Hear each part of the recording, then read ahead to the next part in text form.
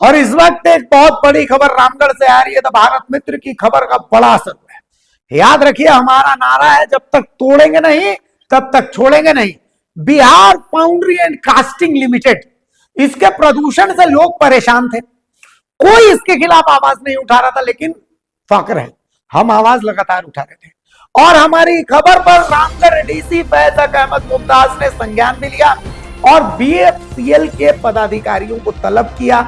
उनको बोला कि भाई आप अपना प्रतिवेदन दीजिए कि प्रदूषण नियंत्रण के लिए आप क्या कर रहे हैं, लोगों को इतनी परेशानी क्यों हो रही है, आप प्रदूषण नियंत्रण के लिए कौन कौन से कदम उठा रहे हैं। असल में रामगढ़ डीसी और जिला दंडाधिकारी रामगढ़ फैज अहमद मुमताज ने औद्योगिक इकाइयों से निकलने वाले प्रदूषण पर प्रभावी नियंत्रण को लेकर सख्त रूप अपनाया है।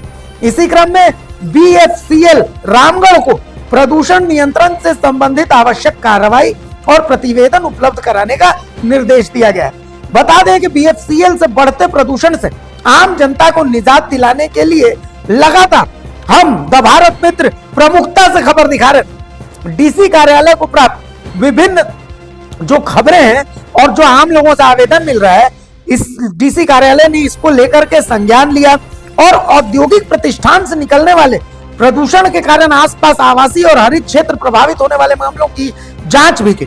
ग्रामीणों द्वारा प्रदूषण से निजात दिलाने के लिए आवेदन प्रस्तुत किए गए थे, जिनके साथ वीडियो और फोटो साक्ष्य भी मिले थे।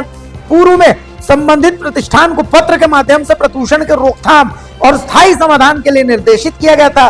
साथ ही यह भी निर्देश दिया गया था कि औद्योगिक इकाई द्वारा डिजिटल मीटर के माध्यम से प्रदूषण स्तर की निरंतर निगरानी सुनिश्चित की जाए और 3 बार सुबह 6 बजे, दोपहर 2 बजे और रात में 9 बजे air quality index digital meter reading प्रदर्शित कीजिए। ये सब बीएफसीएल की तरफ से किया नहीं जा रहा था। अब डीसी ने जो जो एमडी है Bihar foundry and casting limited को निर्देश दिया है कि प्रदूषण नियंत्रण के लिए अब तक की गई सारी कार्रवाइयों से संबंधित रिपोर्ट 7 दिन के अंदर डीसी को दीजिए।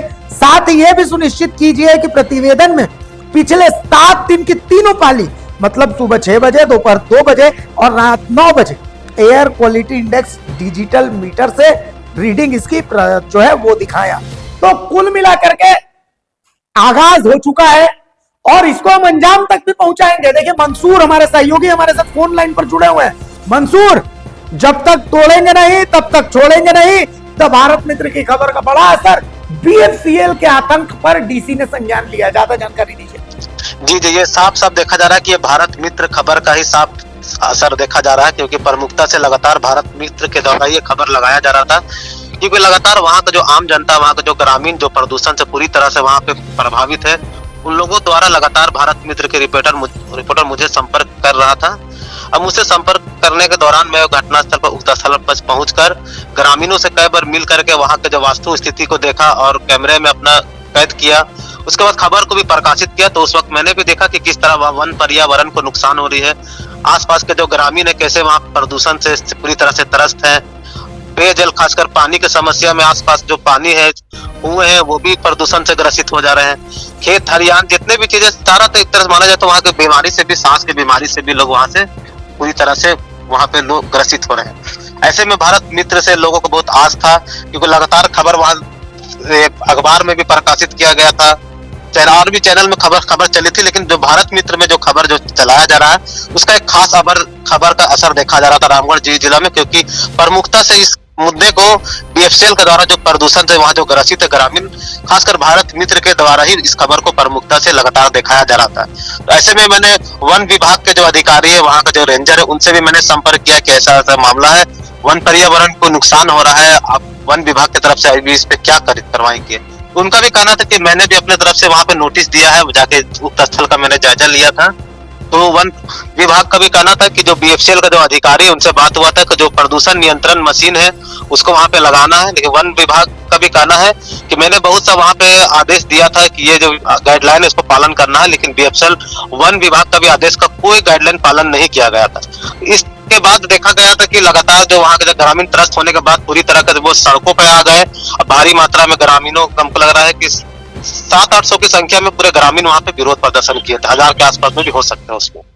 उसके बाद वहां पे जो लगातार खबर को प्रकाशित करने के बाद वहां पे जो जिला प्रशासन हमारे रामगढ़ उपायुक्त श्री फैजक अहमद मुमताज के द्वारा खबर को संज्ञान में लिया गया। लगातार जो खबर भारत मित्र के द्वारा जो प्रकाशित किया जा रहा था उसका एक असर देखा जा सकता है कि जिला प्रशासन पूरी तरह से इसमें सक्रिय हो चुकी है, अलर्ट हो चुकी है और जिला प्रशासन भी चाह रही है कि वहाँ के जो ग्रामीण है उसे प्रदूषण मुक्त किया जाए और प्रदूषण जो वहाँ जो नियंत्रण कैसे करना है, मशीन लगाना है, मशीन में कि कितना मात्रा में प्रदूषण निकल रही है वो भी मशीन के द्वारा मतलब पता होना चाहिए इतने मात्रा में प्रदूषण निकल रही है। क्योंकि वहाँ के जो ग्रामीण उसका कहना है कि जब विरोध करने के बाद जो न्यूज में जो प्रकाशित हुआ है खबर, उसके बाद क्या कंपनी वाला क्या कर रहे हैं कि वो दिन में जो धुआं निकलता है जो प्रदूषण उसे कम कर दिया गया है। और जैसे रात जैसे सूरज डूबती है लोग नींद से जब सो जाते हैं 10 बजे के बाद फिर भारी मात्रा में प्रदूषण छोड़ा जाता है, जिससे देखा जाता है कि सुबह उठते ही 5 से 6 बजे लोग जितने भी खेत खलिहान है पेड़ पौधे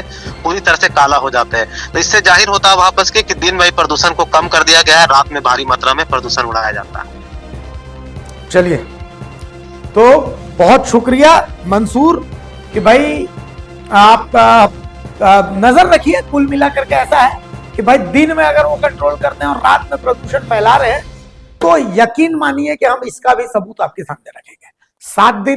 7 दिन के समय जिला प्रशासन ने दिया तो ये 7 दिन हम भी बिल्कुल शांत बैठेंगे। लेकिन इस 7 दिन के बाद अगर लोगों को परेशानी हुई तो फिर से हम जिला प्रशासन को संज्ञान में देंगे। हमारा मकसद साफ है, हम लोगों के लिए आवाज उठाना और वो हम उठाते रहेंगे।